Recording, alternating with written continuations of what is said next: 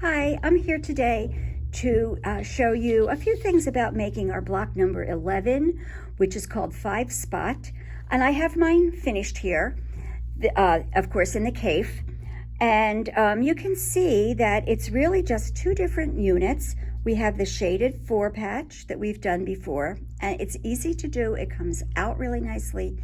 It's just a little bit odd the way you have to do it. So I'm going to go through that in a minute.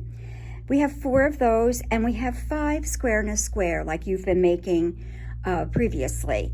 I'm going to go through that again with you also. I did want to take a look at my page that I've written for you. And let me see if I can get a little closer here for you. So I wanted you to look at, I do have a note at the top. So be sure that you read that before you start. And the important thing to start is to be sure that you're following the cutting instructions that are on my sheet here by color. And then I have a couple of things telling you to skip steps 8 and 9, and then in 10 and 12 and 13 and 16 some other information there. So be sure to read that first. So I have, you will get a packet that has 4 fabrics in it, and the best thing to do would be to stack them up in order so that you can follow along what the cutting is. I have mine cut here, and I have some rectangles from the first one, and then just a couple of little squares. Follow the cutting instructions that I have on my sheet. In the next one, you have to make 1 long strip and some squares. These become the center of the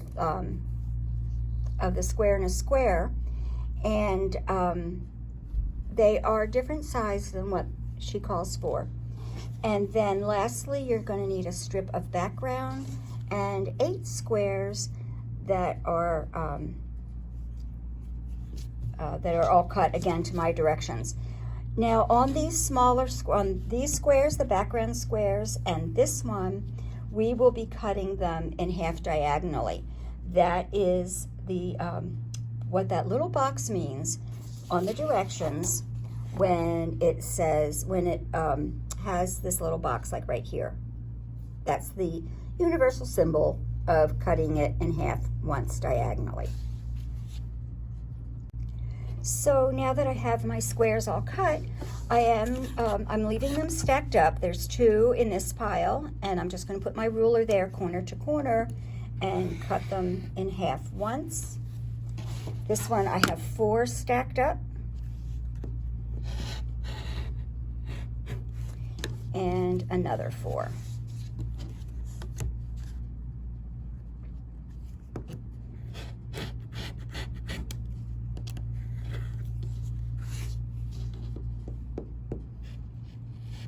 I probably didn't have quite a sharp enough blade to do all 4 of those. The very first thing that it tells us to do is to sew the 2 strips together. One is the background and one is the dark. And it says to press toward the wider strip, which is what I've done. And then we need to cut this in half so that we have basically 2 7-inch pieces. They're longer than we need because we are going to be trimming things down. But I'm going to cut it, and then we're going to match these right sides together, but in the opposite way. So that's what I've done here. I'm going to trim down one end and then make 2.5-inch slices from it. So I'm trimming here. I'm going to turn it the other way and come over 2.5 inches. I'm sorry, 2 3/4 inches. I'm glad I double checked. 2 3/4.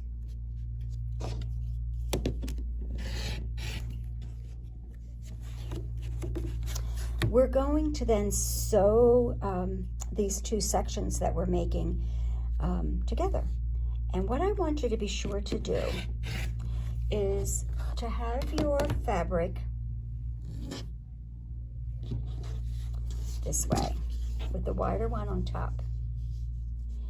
And then I'm going to have you sew this edge of both of them together. We do want them to be the same. So what I've done is I put just a pin on that edge. So what we have are the two slices with the wider piece on the top and the narrower piece at the bottom. I've marked the two right hand edges, and that's where I'm going to sew. So here are the pieces that I've just sewn together, and what it tells you to do at the end of step 3 is to make a clip in the seam line right at the middle. So this is the seam we just made. If you fold that in half and clip it almost to the stitching line, what that allows you to do when we open it back up is to press part of the seam up and part of the seam down. So yours should look just like this. Be sure that you have it in the same orientation. As we go forward, you'll want it that way. And what it tells you to do is to draw diagonal lines through the intersection of that seam. I've already done it on this one, but I'm going to show you on this one how to do it. So we're going to use our Tucker trimmer, and we're going to put the diagonal line right at the top of our piece and slide it over until the edge of the ruler goes right through the crossed area of where the two seams cross. And then I'm going to draw a line right there.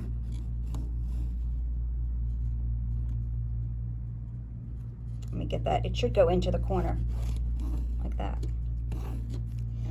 And I'm going to do the same thing then on the other side. I want to draw right through that cross.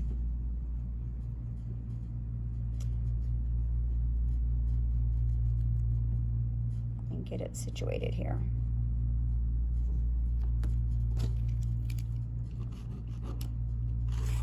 And I'm going right through the intersection there. So I've got these two lines. They're going to be my sewing lines. I'm going to show you this one now because the other one I was off a little bit. Each of those gets matched right sides together to one of the rectangles that we cut first, which is called the light. So I'm going to put those right sides together like that and sew on the two drawn lines. While I'm over there at the sewing machine, I'm going to start making our square in a square. So you've cut 5 of these squares. The center square has the polka dots, or the one unmatching piece makes the outer pieces. The other 4 are going to use the background. And so I'm going to go over there, sew all of these on, first onto one side and then on the other side. The triangle that you're adding is actually a little big, so you sort of have to make sure that you get the point of the triangle at the halfway mark of the square, and then just sew in a regular 1/4 inch seam. So now I've sewn on the 2 drawn lines that I had that went right through the corner, right where the 2 crossing lines cross. And I'm going to cut these apart, but if I just cut right down the middle, my seam allowance is going to be a little too big. I'm going to have too much on there. So what I'm going to do is to use my ruler and my cutter. I'm going to cut a 1/4 inch in from each of the stitching lines. So here's one, and then I'm going to turn and cut a 1/4 inch from this. I'll have a little strip that's just going to be throwaway when I'm done. So this is just throwaway, and then I have 2 from each set. So I actually ended up with 4 of these. These need to be trimmed down to 4.5 inches, and they are nicely oversized, so we get to trim them down. after pressing. So press to the larger triangle, and I have another one of them here that I've done that with already. So here's this one. Actually, this one's more perfect, so we'll use this one.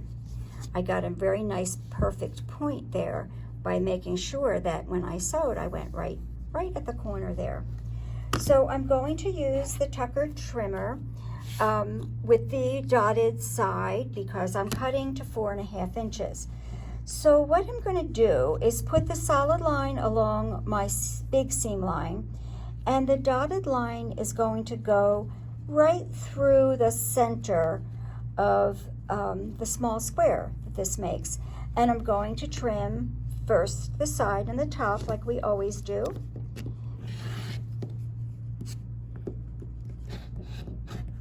I'm trimming around the camera stand here, so a little awkward for me.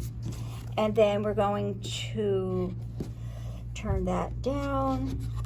Again, put the solid line on the diagonal seam.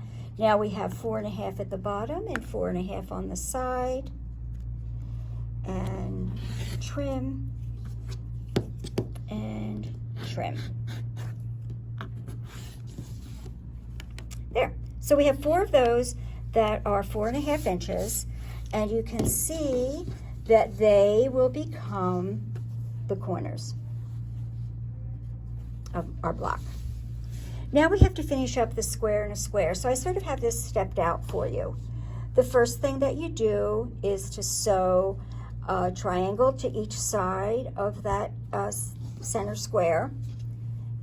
You're going to press it out and then add the square to each of the remaining sides. So we'll be sewing that on like that and like that. And when we do, then here is our square and a square. Now I said to you last time that you could trim this using the wing clipper, and it works really nicely. So I'm going to put this on here so that my 4.5 inch lines are inside my edges, and then I have the top of this right in the corresponding little X. I have the point, and over here I want my line, that dotted line, to go right through my point on the side. So then again, I'm going to trim the side, and that's going to be 1/4 inch from that point. Let me re-square here, it slipped. And across the top. And then just like we do with a flying goose, we're going to turn it the other way and put the 4.5 inch line there, the 4.5 inch line here. I'll be having 1/4 inch outside of that, that dotted line there, and then I can trim the side and the side. So notice that when we did this, we actually skipped part 8 and 9 here because Michelle uses a different method and a different ruler to make her square and a square, and that just wasn't necessary to me. So we skipped 8 and 9, we went right to 10, and where it says gather the center squares, we didn't cut any above, we actually cut them in our original cutting. So they're just from our original cutting there. And when we trimmed down here to the 4.5, we used our wing clipper. Then you have all the pieces that you're going to need to put it together. You're going to have 5 of these, one of which for the center has the opposite surround on it, and you are going to have 4 of the pieces that are the shaded 4-patch. So then you can just line them all up and sew it together like a 9-patch like we always do. Thanks, we have 1 more month after this, and I'll try to get back to you with another video then. Bye-bye.